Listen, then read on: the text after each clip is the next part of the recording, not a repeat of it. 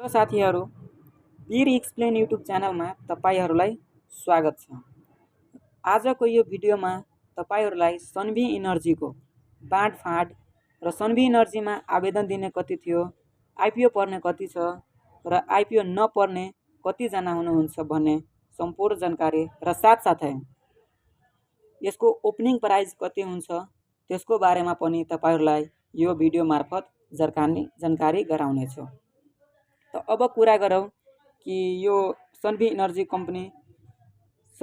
Company चाहिँ hydro power sector को company हो र यो कंपनी में आवेदन दिने जम्मा 21,10,152 जना हुनुहुन्छ र यसमा चाहिँ आइपिओ पर्ने चाहिँ 2,41,530 जना भाग्यमानीलाई यो आइपिओ पर्ने संभावना छ र आइपिओ नपर्ने चाहिँ 18,68,622 जना हुनुहुन्छ र यो चाहिँ कंपनीको ओपनिङ प्राइस चाहिँ कति रहेको छ त ओपनिङ प्राइस चाहिँ 120 रुपैयाँदेखि 360 रहेको छ।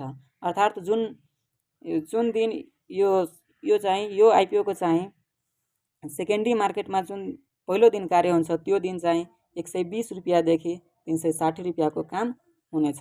र साथीहरू, अब कुरा गरौँ कि यो सन्वी इनर्जी को आइपिओ चाहिँ कहिले बाँडफाँड हुन्छ।